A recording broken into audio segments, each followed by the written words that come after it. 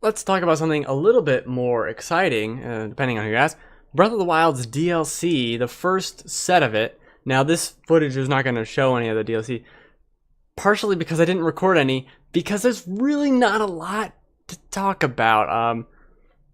In my opinion, the DLC is broken up into three pieces. So let's start with piece one. Piece one, all the nice, nostalgic garbage you can pick up. That's great. That's really cool. I like that. It's handled super well, where it just gives you the quests in your book and you go and find it and you follow the clues and, oh, okay, let me go over here.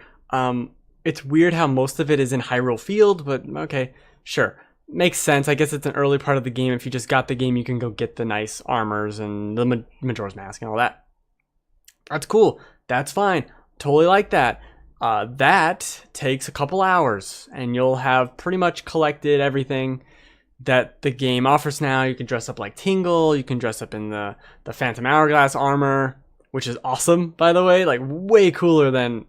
I think that's my favorite set, visually, of all the nostalgic stuff. Like, it's cool to be Tingle or whatever, or anything like that, but Majora's Mask on, and then the armor, that looks great. And all that stuff is a fun time. It's light, it's very bare bones, which is kind of what the quests in Breath of the Wild are in the first place. They're not these super involved things at all. And then we get to part two of this content, and that is the Trial of the Sword, whatever you want to call it. And so this requires you to have the Master Sword, and then you go and you put it in the little slot, and you go do these challenge rooms. And it's 15, it's 3 sets of 15 of these trials. And each one tasks you with beating the enemies in the room. And you start with nothing. Obviously, you're using your bombs to kind of do things early on, and using your wits, deflecting attacks, using the flurry rush or whatever it's called. That's integral, right? And it's fun. I really like the idea of the trials, but I think the execution of it kind of highlights the most frustrating and annoying parts of Breath of the Wild. You die and it's a game over, and that's fine and all, but I don't want to play this thing for 30 minutes and then lose and have to do it all again. Like, I'm just not at that point in my life anymore where that's worth my time. It's cool and it's fun. I think it's way more difficult than it has to be, especially considering, like, I did all the shrines, I've done everything. It's not fun to have 7 archers shooting bombs at you while you're swimming in the water. Like, that's not fun to me. It's not fun to fight things. It still has all the annoying parts of the combat where, oh, this random guy came out of nowhere and he hit me for 12 hearts. I'm like, well, like, fuck, man. Like, that's not nice. That's not great. I don't want that. So it has all my same problems with the combat, which Breath of the Wild, like the last 40 hours of the game, I ran past everything. Like, I did not fight things in that game. Just ran right past it because there's no point. There's no experience. So I don't need any crafting either at that stage in the game. I'd had everything. So I just leave. And that's a problem I think the game has overall. Fighting things one-on-one has always been a strength of the game, though. And there are moments like that, and that's fun. But, man, as someone who got the platinum in Bloodborne, which I always bring up because it's like one of the only platinums I have no interest in going to this trial dungeon. Like, I have no interest. I think I got to floor 13, and I died, and I was like, nope. I'm not doing it again. I did it twice. Or no, I did it like 3 or 4 times, actually. That was the furthest I got. It's just not fun for me to do. I don't find it very compelling. It's just okay. I think it almost feels like cut content to me in a way, like they originally had it. Because the way you get the Master Sword in the game is you need 9 hearts or something. So it just requires you to have done a bunch of shrines, and then you could get the Master Sword. It would have been better and more interesting if, to get the Master Sword, you had to do 15 trials of the sword, and then you get the Master Sword, right? And then there's 2 other sets of 15 trials you can do. And if you do one, you unlock double damage for the sword. And then if you do the final one, you unlock the ability for it to never break. That sounds super awesome to me. And it's like, oh, the Master Sword is a reward for your prowess, right? Instead of being, oh, you've played the game enough to just, here's a trinket, right? It turns it into an actual reward. Because as someone who had almost 400 Korok seeds, all of the shrines, did everything I was really going to do in the game, a fully powered Master Sword permanently isn't that compelling. I have swords that are just as good as that, and the combat isn't that difficult when I have to do it, when I'm out in the world with all my stuff, that I need that. So it just doesn't jive with me quite right. And I feel like if you make the first set easier and you make that the thing you have to do to get the Master Sword, then we're talking, then we're getting somewhere. Instead, it's just a bunch of optional nonsense. Like, quite honestly, if you're good enough to beat the Trial of the Sword, you don't need a fully powered Master Sword. You don't. You don't at all. It's so crazy. Who is this reward for? If you're good enough to do that, just go do anything else in the game. You don't need it. It's just like another checkbox to check off. There's no actual reason to do it, which, I mean, I guess that's kind of, there's no reason to do anything, Ben. Shut up. I'm like, all right, fine. Fair point. But that doesn't sit well with me in a sense. It just doesn't make sense to me. And the third part, holding up fingers, the third part is the master mode, which has its own title screen. Like, you go and you hit, like, yeah, play in master mode, and then the game, like, whoosh, whoosh, back to master mode. And this is just a super hard version of the game,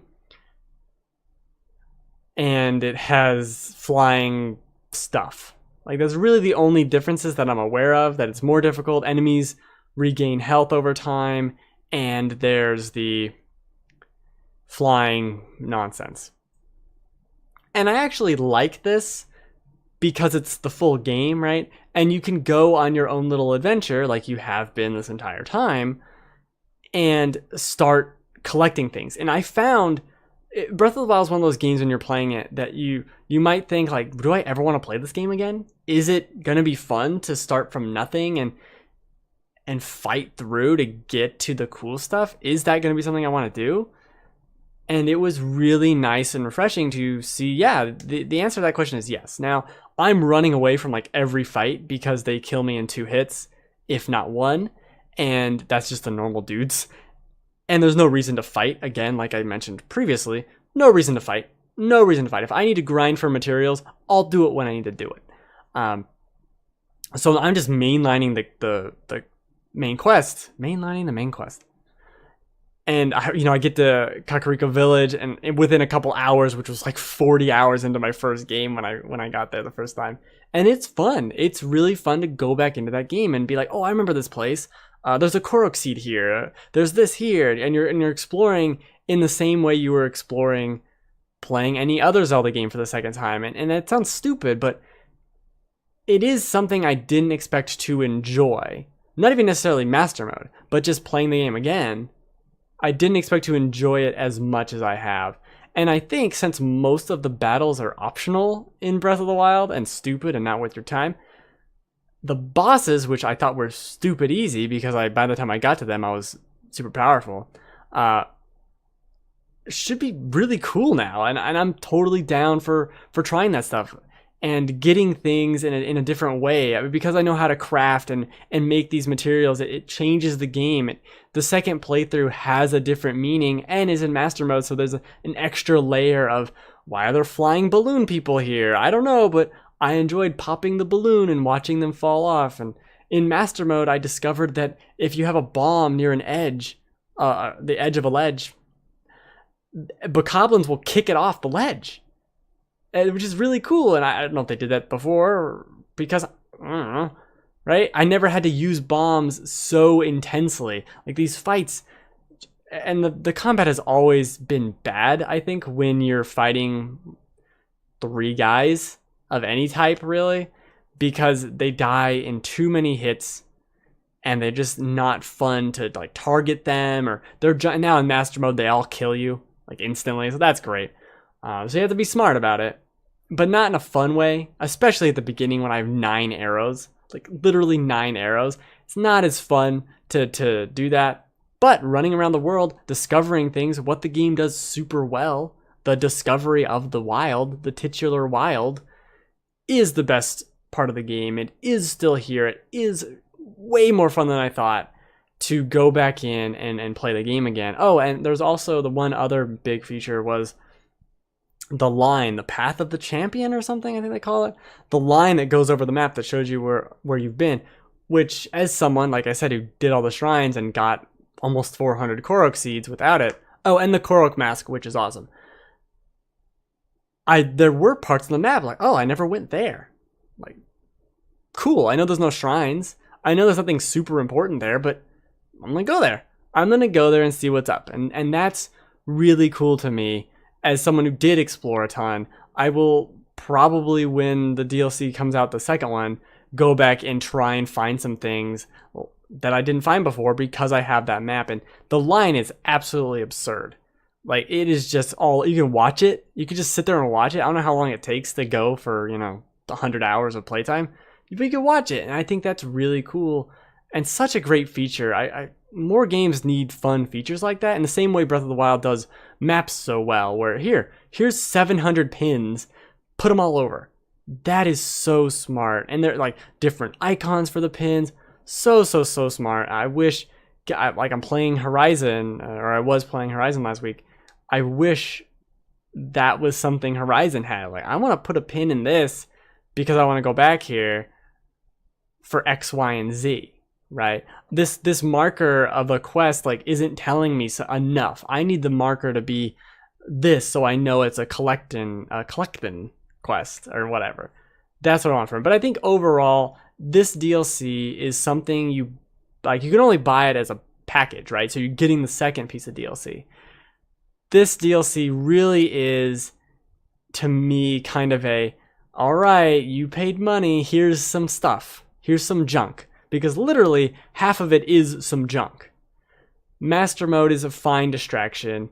The trials are cool, but really not interesting for me.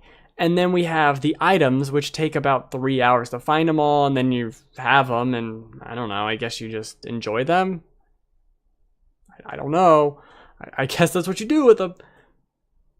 It's fine. It's definitely for this DLC package is for the second piece of DLC, which hopefully lives up to the hype, what they're planning it on being. I'm hopeful. I'm really hopeful, because even though I'm disappointed in this, it's not bad. It's not bad content. It's just like, all right, fine.